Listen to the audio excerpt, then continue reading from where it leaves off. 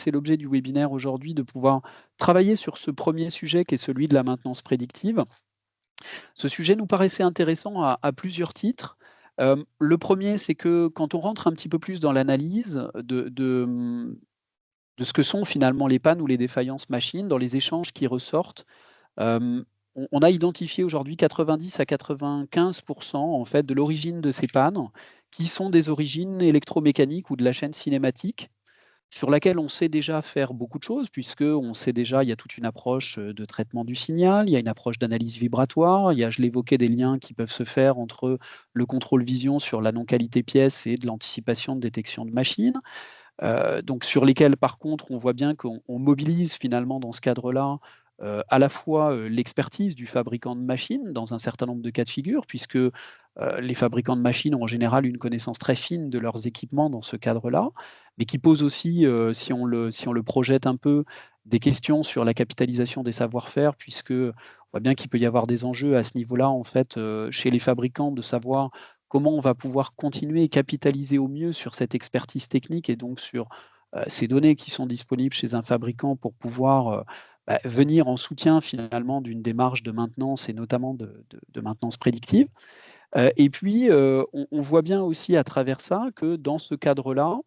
on peut avoir des questions qui vont être, comme on cherche à prédire des non-événements finalement, on va avoir besoin potentiellement d'augmenter l'instrumentation d'un équipement et de la ligne complète par extension,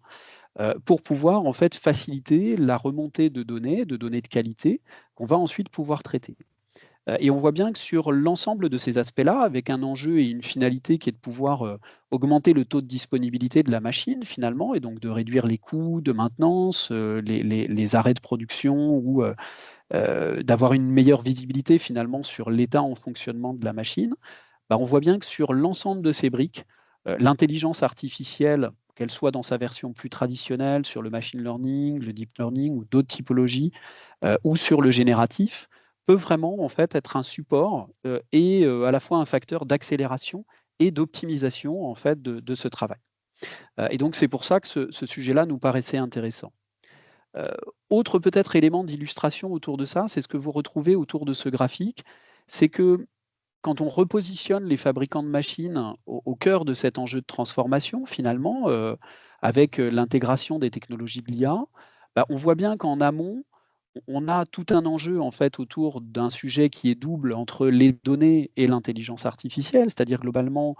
comment on se met en capacité, je l'évoquais, de mieux capter des sources de données qui peuvent être très, très disparates, hein, puisqu'on peut avoir des données qui viennent de l'automate, on peut avoir des données qui viennent d'historiques en fait diverses, on peut avoir des choses qui remontent des capteurs en fait en temps réel. Donc comment on se met en capacité de capter ces données-là?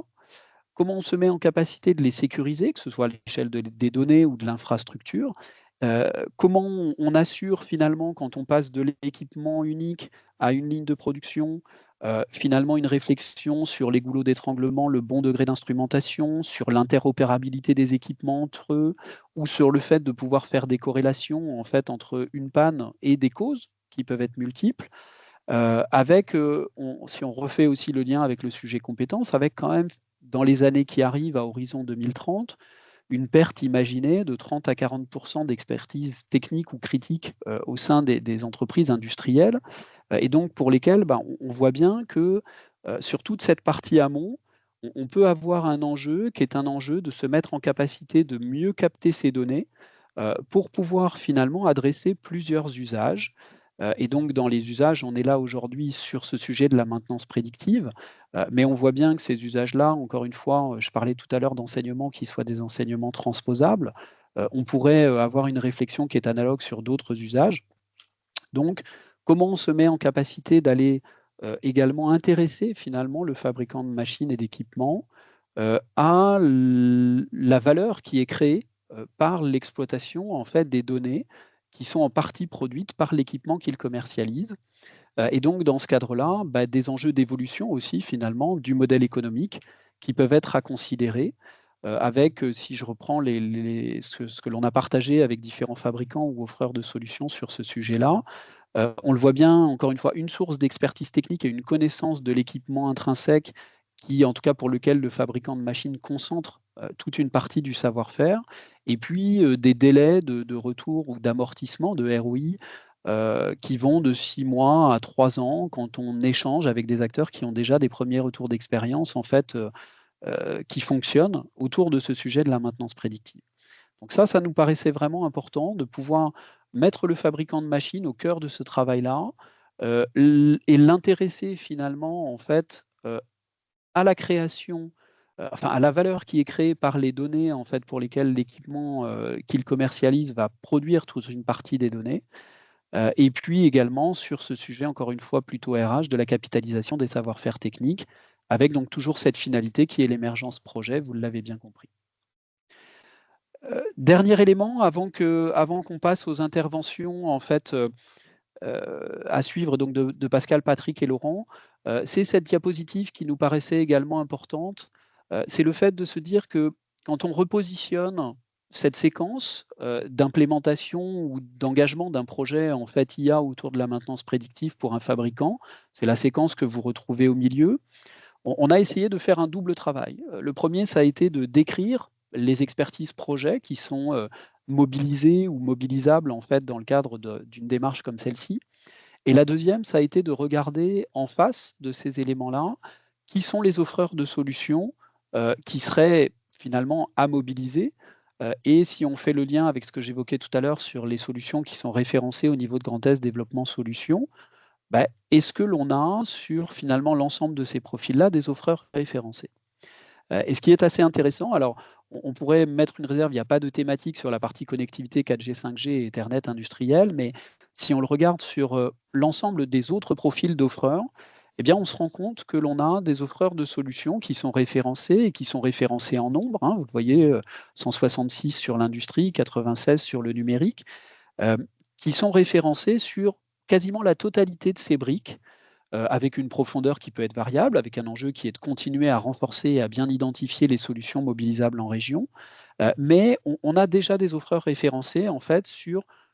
toutes quasiment les expertises qui seraient importantes pour pouvoir, finalement mobiliser ces solutions dans une logique d'écosystème, pour favoriser encore une fois des synergies et des mises en relation qui vont permettre, soit sur du très court terme, de mettre en relation des fabricants de machines avec ces offreurs pour engager des démarches d'innovation en fait communes ou des choses qui peuvent être de l'ordre du soutien à la croissance, donc sur une orientation un petit peu plus business, et puis, aussi sur des démarches d'innovation et donc sur l'émergence projet, notamment collaboratif ou collectif au sein des communautés. Et donc ça, c'est un élément qui nous paraissait